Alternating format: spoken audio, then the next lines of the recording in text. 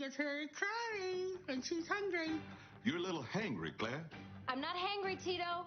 Hungry and angry? You're hangry, Claire. Yummy, yummy, yummy. Well, if you're feeling tired or stressed, it's very likely that your diet is partly to blame. Research shows that not getting the right nutrients over time can affect your mood. Yes, so for more, we're joined by nutritionist Amelia Phillips. Meals, great to have you here. Good morning. Talk us through how our diet can affect our moods. Yeah, well, if you think about it, we've known this for a long time. Think of the terminology that we use. You know, you get butterflies in your stomach or you get a gut feeling about something. We know that, you know, gut and food and mood has been linked, but now the research is coming up to prove that and to support that. So I want you to imagine you've got 9 meters of intestines in you right now. Okay, think of an electric blanket, right? Yep. And in the electric blanket, you've got all the electricity going through it. Well, they are neurons. Now, roll that electric blanket up like that, and imagine that that is your intestine. Put it in storage. And all your neurons that affect your mood are woven through your wall. So when you eat food and the food goes through your intestines and the gut bugs break it down and the food molecules start to go through that gut wall, it triggers your neurons to release certain hormones, particularly feel-good hormones or feel-bad hormones. And so that's why the food that we eat triggers those different hormones. So what are some of the foods that we can eat to boost our mood? Yes, to improve your mood. So foods that are really rich in omega-3, so think about flax seeds, walnuts, chia seeds, eggs, oily fish. They're great. Folate foods, so all your leafy greens, edamame beans, lentils, avocado as well. You've got foods that are rich in fiber and vitamin B, so oats, quinoa, barley, and then you've got other foods as well, or other factors about your diet that are really important, such as eating breakfast is a really big one. Also eating with your friends and family in a social situation, although in my case eating with my family is not particularly good for my mood.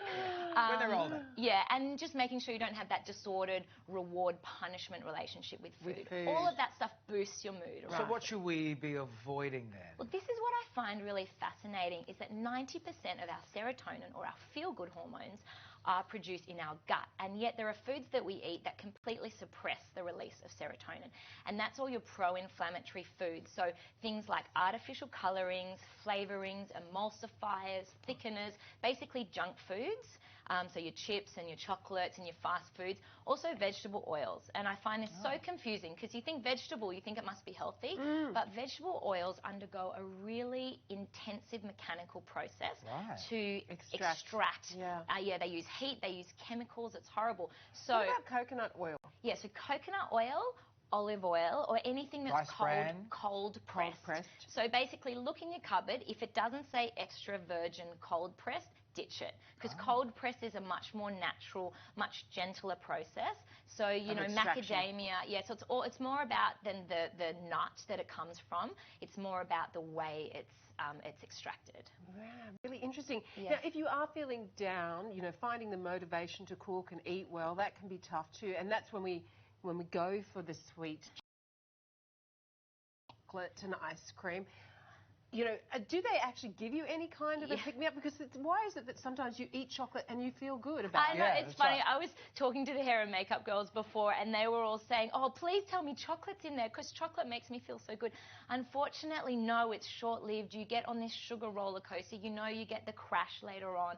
And what happens is sugar actually uses the same neural pathways as any drug addiction. So it's an addictive pathway. So the more sugar you have, the more you need to feel good, and then it's a self-fulfilling prophecy. What about sugar from fruit? Yeah, sugar from fruit is great because it's bound in the fiber, so it's released a lot more slowly. So anything that comes from a natural source, like fruit, for example, is great. But look, I have a massive sweet tooth, and so what I do is things like licorice tea, cinnamon tea to help curb it. That there are chemicals in those teas that just help to curb that sugar craving.